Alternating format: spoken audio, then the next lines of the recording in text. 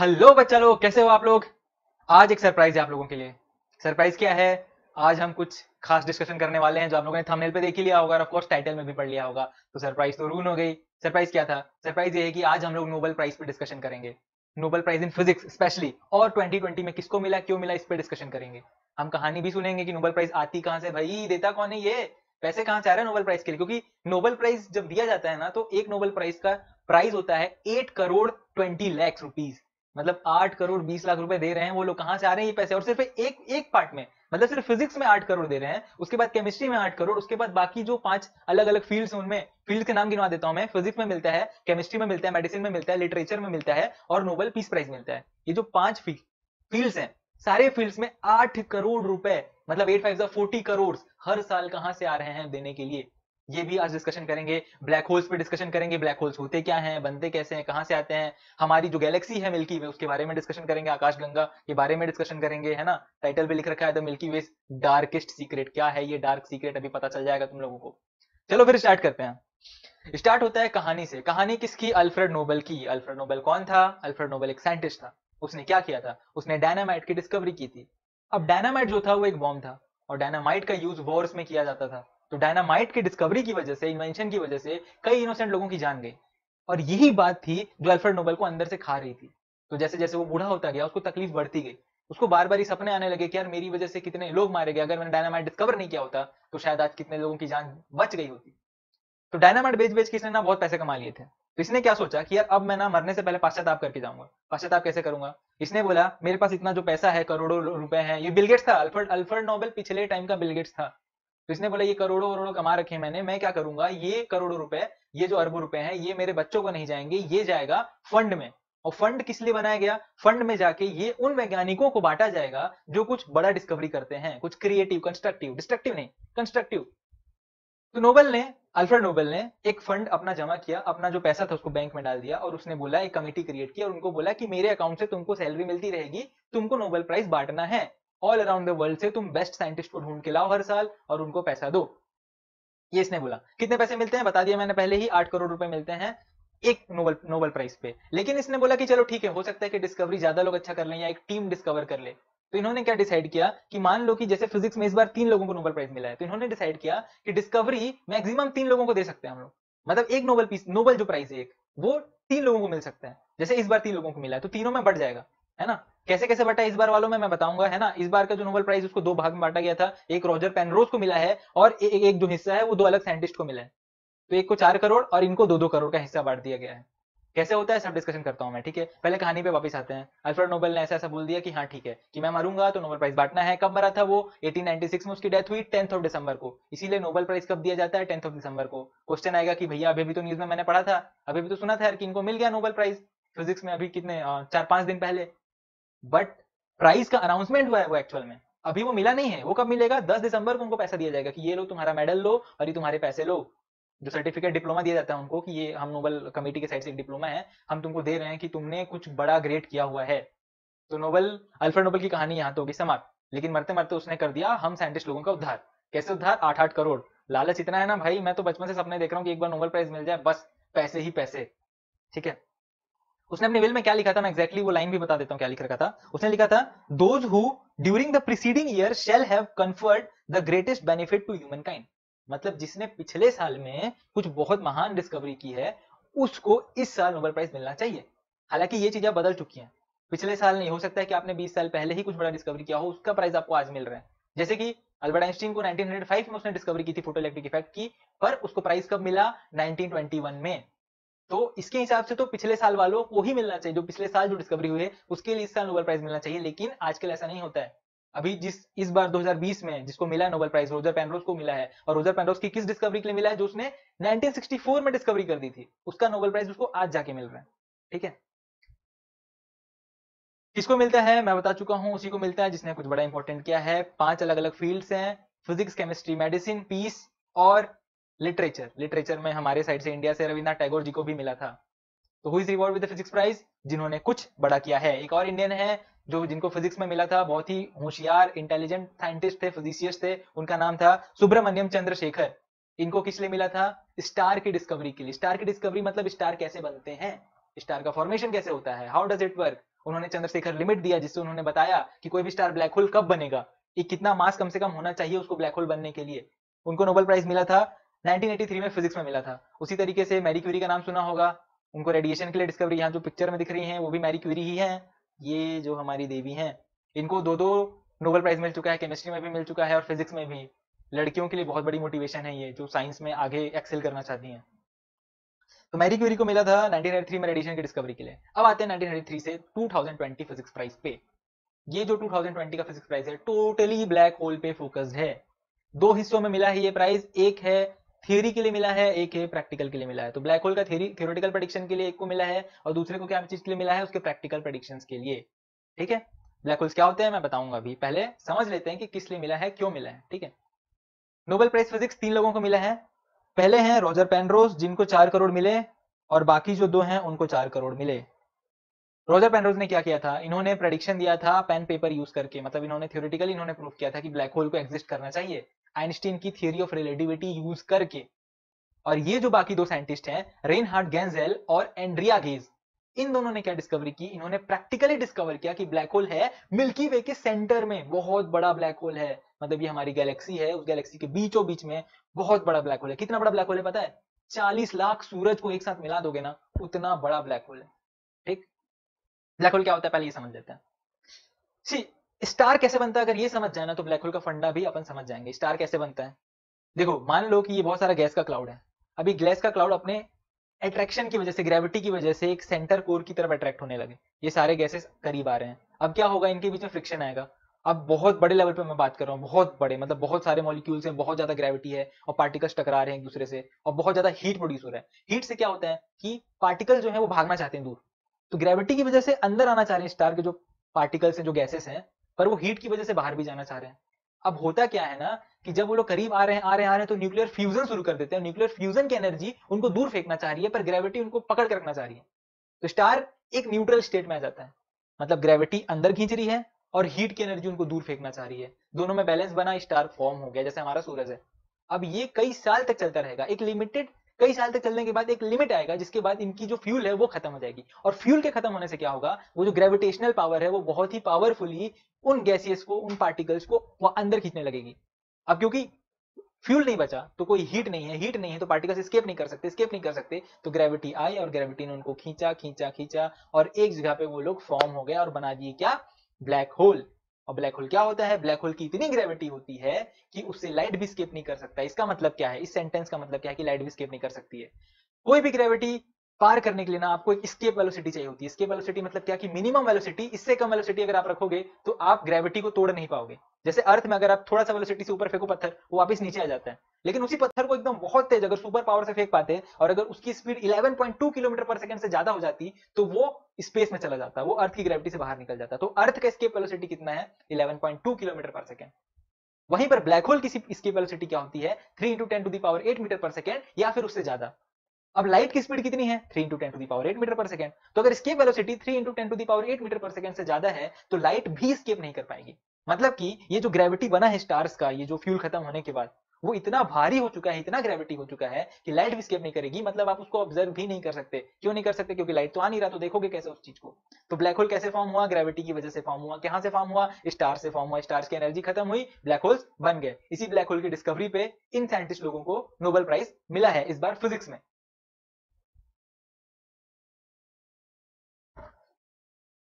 इस इमेज में जो ब्लैक होल दिख रहा है, ये जो इमेज है ये 2019 में ली गई थी और ये पहला एक्चुअल रियल इमेज है किसी भी ब्लैक होल का। इससे पहले हमारे पास सिर्फ वो जो फोटोज मिलते हैं ना इंटरनेट पे, वो एक्चुअल ब्लैक होल्स के फोटोज नहीं है, वो किसी आर्टिस्ट का इमेजिनेशन है। This is the real picture, this one, ये जो पिक्चर है ये ब्लैक होल है। This is the real picture of the black hole. कब लिया गया था, 2019 में लिया गया था। और ये जो ब्लैक होल्स होते हैं इनका डिटेक्शन काफी काफी वियर्ड और डिफरेंट होता है, क्योंकि you can't see the black holes, right. आप उसको देख नहीं सकते तो उसका इमेज कैसे खींचोगे। तो ये काफी इनक्रेडिबल डिस्कवरी थी पिछले साल की। अब आइंस्टीन थ्योरी ऑफ रिलेटिविटी के बारे में बात करते हैं। क्या होता है आइंस्टीन थ्योरी ऑफ रिलेटिविटी, बहुत कॉम्प्लेक्स है, बहुत ज्यादा लेक्चर्स अटेंड करने पड़ेंगे, इसलिए ये तो मैं डिटेल में नहीं बताऊंगा क्या होता है। मैं बस शॉर्ट में बता देता हूँ बोलता क्या है। आइंस्टीन क्या बोलता है कि स्पेस जो है उसको एक चादर की तरह इमेजिन करो। इस चादर में अगर एक बॉल डालोगे तो ये चादर ऐसा घुस जाएगा। उसी तरीके से 3D स्पेस काम करता है। बहुत भारी बॉल डालोगे तो बहुत ज्यादा घुस जाएगा। अब इस डायग्राम में देखो, ऐसा लग रहा है ना कि इस डायग्राम में यहाँ पर कोई बहुत भारी सा बॉल किसी ने डाल दिया और वो नीचे धंस गया है। अब इससे होगा क्या कि अगर ये ऐसा धंस गया है तो कोई भी बॉल है वो इसकी तरफ गिरेगी, मतलब यहाँ चारों तरफ जो भी बॉल है वो सेंटर की तरफ आएगी। मतलब कि ये जो ग्रेविटी का फंडा है इसने बोल दिया मास का फंडा नहीं है। न्यूटन के हिसाब से क्या था, मास मास अट्रैक्ट करते हैं, इसने बोला नहीं ऐसा नहीं होता है, स्पेस कर्व्ड होता है, स्पेस घूम जाता है, उसकी वजह से ग्रेविटी लगती है। ये बोलती थ्योरी ऑफ रिलेटिविटी। अगर समझ नहीं आया कोई बात नहीं, किसी को समझ नहीं आता है। बोला जाता है कि जब तक आइंस्टीन जिंदा था उस टाइम तक सिर्फ 3 लोगों को ही थ्योरी ऑफ रिलेटिविटी समझ आई थी, जिनमें से एक अपने सुब्रमण्यम चंद्रशेखर जी भी थे, और आइंस्टीन था, और एक कोई और साइंटिस्ट था। बस 3 लोगों को ही बोला जाता था कि इनको ही समझ आई है थ्योरी ऑफ रिलेटिविटी, बाकी किसी को नहीं। तो समझ नहीं आया तो कोई बात नहीं, बस ये जान लो कि थ्योरी ऑफ रिलेटिविटी के अकॉर्डिंग स्पेस बेंड होता है और ग्रेविटी जहां ज्यादा वहां टाइम स्लो हो जाता है। और जब हम ब्लैक होल की बात करते हैं तब तो टाइम रुक जाता है, मतलब पॉज हो जाता है। ब्लैक होल पे गिर जाओगे ना तो फिर पॉज हो जाओगे। तो रोजर पेनरोज ने क्या बोला, इसने मैथमेटिकली इसने क्या डायग्राम बनाया था, इसने बोला कि ये देखो यहाँ पर ये ब्लैक होल है, ब्लैक होल का ये जो रेड वाला ये जो तुम्हारा सरफेस है इसको बोलते हैं अपन इवेंट होराइजन। इवेंट होराइजन मतलब क्या कि इसके अंदर अगर कोई भी चीज आया तो वो कितना भी पावर लगा ले, चाहे लाइट ही क्यों ना हो, स्केप नहीं कर पाएगा। तो इवेंट होराइजन मतलब क्या कि इवेंट होराइजन के अंदर और ज्यादा ग्रेविटी है, पर इवेंट होराइजन मिनिमम मतलब कम से कम तुमको मिल जाए जिसमें तुम लाइट को स्केप करा सको। तो इवेंट होराइजन से बाहर ही रहना, उसके अंदर गिरना नहीं है, ठीक है।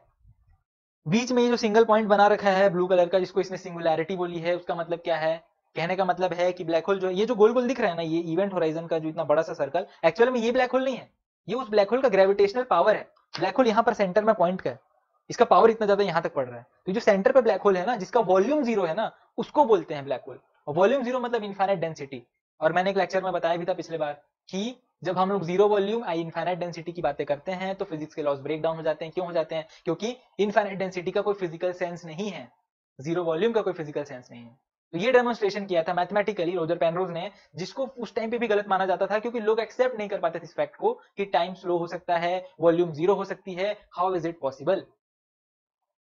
अब ब्लैक होल को ऑब्जर्वेशन पे आते हैं। अभी जो मैंने बताया वो थियोरेटिकल पार्ट के लिए बताया। जो रॉजर पेनरोज को जो नोबेल प्राइज मिला है थ्योरी के लिए, वो था उसने एक्सप्लेनेशन दिया मैथमेटिक्स यूज करके कि ये देखो ये इक्वेशन है, इसका रिजल्ट ये आ रहा है, मतलब ब्लैक होल तो बनेगा। लेकिन अब आते हैं प्रैक्टिकल की बातों पे, क्योंकि अपन तो साइंस पढ़ रहे हैं ना, अपन फिलोसफी तो पढ़ नहीं रहे। तो फिलोसफी अगर नहीं पढ़ रहे तो हमको डिस्कवरी करने के लिए कुछ ना कुछ एक्सपेरिमेंट्स, कुछ ऑब्जर्वेशन करने पड़ेंगे।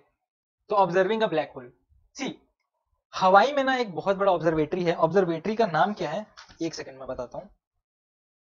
ऑब्जर्वेटरी का नाम है केक ऑब्जर्वेटरी, और केक ऑब्जर्वेटरी हवाई में। तो हवाई में जब भी जाओगे वहां पर सिर्फ बीच पे जाके एंजॉय नहीं करना है, केक ऑब्जर्वेटरी भी घूम के आना है। ये जो ऑब्जर्वेटरी है जहां पर हम ब्लैक होल का ये जो ब्लैक होल जो डिस्कवर हुआ सेंटर ऑफ द मिल्की वे में, जो मैं बता रहा था ना कि हमारी गैलेक्सी के बीच में इतना बड़ा सा जो ब्लैक होल है जिसमें 40 लाख सूरज समा सकते हैं, वो जो ब्लैक होल है उसकी डिस्कवरी इन लोगों ने कहां से की, इसी ऑब्जर्वेटरी से की, हवाई में। ठीक है, किसने की? ये जो दो लोग हैं जिनको नोबेल प्राइज मिला है, किनको मिला है नोबेल प्राइज? एंड्रिया गेज और रेनहार्ड गेंजेल को। नाम मेरे को याद नहीं होते यार इनके, बहुत ही टफ टफ होते हैं।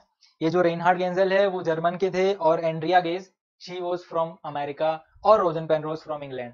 इंडियंस को क्यों नहीं मिलता नोबेल प्राइज? ये सारे जर्मन और अमेरिकन ही क्यों ले जाते हैं?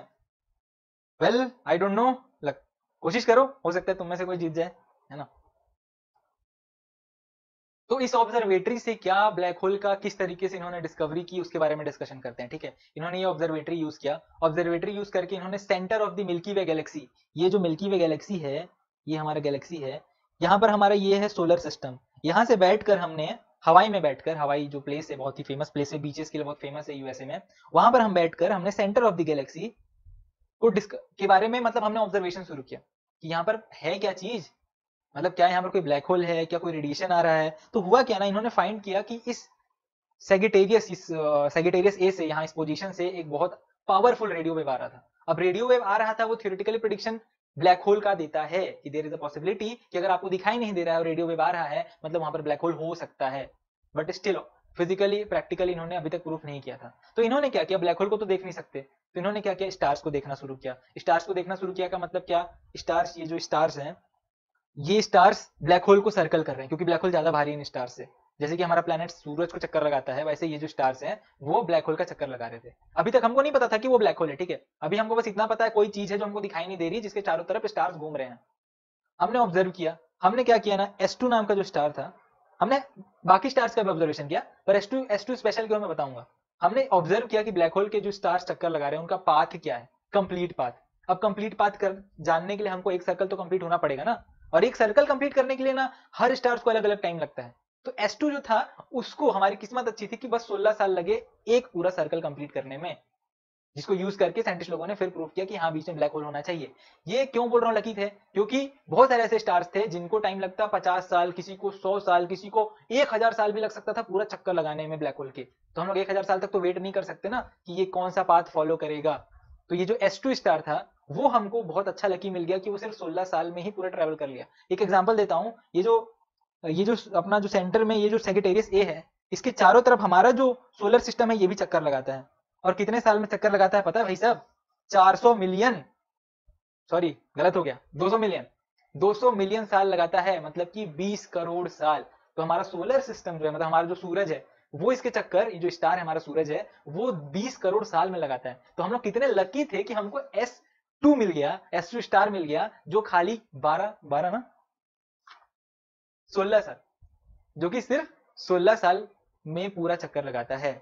अभी एविडेंस मिलने के बाद हमने क्या बोला कि अरे भैया हमारे मिल्की वे गैलेक्सी के सेंटर में तो बहुत बड़ा ब्लैक होल है, और इस ब्लैक होल के चक्कर चारों तरफ चक्कर हमारे प्लैनेट्स, हमारे स्टार सबको ही लगा रहे हैं। ये प्रैक्टिकल डिस्कवरी पे मिल गया इनको नोबेल प्राइज। कितना मेहनत लगा? 16 साल लग गए। और इनको प्राइज कब मिला? अभी मिला। डिस्कवरी कब हुई? कई साल पहले। जैसे कि रॉजर पेनरोज को डिस्कवरी उसने कब की थी? 1964 में। कब मिला प्राइज? 2020 में। तो कई बार बहुत साल तक वेट करना पड़ता है। रॉजर पेनरोज जो है उसकी उम्र हो चुकी है 89 ईयर्स। तो कब से वो बेचारा वेट कर रहा नोबेल प्राइज, तब जाके उसको मिला। ठीक है। अब एक्सपेक्टेड सरप्राइज, ये क्या है एक्सपेक्टेड सरप्राइज? ये है ब्लैक होल के बारे में स्पेशल टॉपिक्स, स्पेशल बातें। क्या है स्पेशल बातें? पॉइंट आता है कि जब अल्फ्रेड नोबेल ने ये जो प्राइज देने का डिसाइड किया था, तो उसने बोला था कुछ क्रिएटिव, कुछ कंस्ट्रक्टिव, जिससे सोसाइटी का फायदा हो, उनको नोबेल प्राइज देना है। तो इनको क्यों मिल रहा है? ये तो ब्लैक होल्स के बारे में बातें कर रहे हैं। ब्लैक होल्स होंगे दुनिया में, होने दो, हमको क्या जाता है। तो फिर इनको नोबेल प्राइज क्यों मिल रहा है? क्योंकि जो ब्लैक होल्स है ना, उनकी स्टडी से हमको कुछ बहुत ही इंटरेस्टिंग फैक्ट्स पता चल रहे हैं फिजिक्स के लॉज के बारे में। कई चीजें पता चल रही हैं कि फिजिक्स के जो लॉज अभी तक हम पढ़ रहे हैं वो गलत भी हो सकते हैं। और तो और इंटरेस्टिंग क्या है कि ब्लैक होल का एक रिजल्ट बन निकल के आता है वर्म होल। और वर्म होल क्या होता है? स्पेस में शॉर्टकट्स। कैसे शॉर्टकट्स? इंटरस्टेलर मूवी में जैसे बताया ना, वैसे मैं बताता हूँ। क्या है? ये पेज है, यहाँ पर एक पॉइंट है, यहाँ पर दूसरा पॉइंट है। अब इन दोनों पॉइंट को ट्रेवल करने के लिए हमको सीधा इतना लंबा जाना पड़ेगा। अगर मान लो हम इसको बेंड करके यहाँ पर जोड़ दें, तो क्या होगा? दोनों पॉइंट एक जगह पे पहुंच गए। दोनों पॉइंट जगह पहुंच गए मतलब कि शॉर्टकट क्रिएटेड। तो ब्लैक होल के कॉन्सेप्ट से वर्म होल का कॉन्सेप्ट आता है, क्योंकि ब्लैक होल इतना भारी होता है कि वो स्पेस को कर्व्ड कर देता है, और स्पेस का एक पार्ट स्पेस के दूसरे पार्ट से जाकर जुड़ जाता है। मतलब आप ब्लैक होल में गिरोगे तो हो सकता है किसी और गैलेक्सी में बाहर निकलो। ऐसा ब्लैक होल का थ्योरी बोलता है। प्रैक्टिकली हमने अभी तक प्रूफ नहीं किया है, लेकिन इसीलिए हमने इनको नोबेल प्राइज दिया, क्योंकि ब्लैक होल से ऑल दो सोसाइटी पे बहुत ज्यादा इफेक्ट नहीं पड़ रहा है, बट ये फिजिक्स के लॉज को समझने में बहुत ज्यादा मदद कर रहा है। और मैंने पहले ही बताया था कि फिजिक्स के जो लॉज है वो ब्रेक डाउन हो जाते हैं ब्लैक होल पे आने पे, क्योंकि जीरो वॉल्यूम और इनफाइनाइट डेंसिटी की बातें होने लगती हैं। तो ये भी बहुत इंटरेस्टिंग है कि हम कैसे पता कर पाए, हम कैसे सेंस निकाले जीरो वॉल्यूम और इनफाइनाइट डेंसिटी का। इस पे भी चर्चा चल रही है। इसीलिए ब्लैक होल की डिस्कवरी पे इनको क्या मिला? Nobel prize. 8 करोड़ 20 लाख रुपए दिए गए। लास्ट में मैं इनकी बातें करता हूँ, एंड्रिया गेस के बारे में। क्यों बातें करता हूँ? क्योंकि फिजिक्स में ना नोबेल प्राइज लड़कियों को मिलते ही नहीं है। और ऐसा कुछ नहीं कि ये लोग डिस्क्रिमिनेट कर रहे हैं, लड़की तो देते नहीं है। पॉइंट ये है ना कि लड़कियों का रुझान नहीं है। लड़कियां जो हैं वो फिजिक्स में बहुत ज्यादा इंटरेस्टेड नहीं होती हैं, तो उनको नोबेल प्राइज बहुत ही कम मिलता है। ये चौथी औरत है पिछले 120 साल से नोबेल प्राइज मिल रहा है, and she is the fourth woman जिसको आज जाके फिजिक्स में नोबेल प्राइज मिला है। इट्स एक्चुअली काफी मोटिवेटिंग है। क्यों मोटिवेटिंग है? क्योंकि इस बार केमिस्ट्री में भी दो लड़कियों को, दो औरतों को नोबेल प्राइज मिला है केमिस्ट्री में भी, और फिजिक्स में तो इनको मिला ही है। तो ये क्या बोलती है? इन्होंने एक इंटरव्यू में बोला था कि it amazes me every time I go to the telescope. ये जो सेंटेंस है ये काफी पॉपुलर हुआ। क्यों? क्योंकि ये बहुत साल से काम कर रही है, और इनका कहना था कि इतने साल से मैं काम कर रही हूँ, बट स्टिल मैं जब भी टेलीस्कोप देखती हूँ तब मेरे को खुशी आ जाती है, मेरे को अमेजमेंट आ जाता है। और इनके बारे में स्पेशली बताने का क्या जरूरत था? ये जरूरत था कि इफ अगर आप में से कोई लड़की है जो ये वीडियो देख रही है, प्लीज रिमेंबर, अगर इनको मिल सकता है नोबेल प्राइज तो आपको भी मिल सकता है। और जो इंडियंस हैं उनको मैं खास करके बोलना चाहूंगा कि यार नोबेल प्राइज अब तो लाना ही है इंडिया में, कुछ भी हो जाए। ठीक है, इस बार तो यार इस सदी में तो किसी को मिला ही नहीं इंडिया में। पिछले सदी में तो चलो सीवी रमन जैसे महान साइंटिस्ट को मिला था, अभी हमको चाहिए नोबेल प्राइज। तो जम के पढ़ाई करो, कुछ डिस्कवरी करो। मिलते हैं अगले लेक्चर में। Bye bye.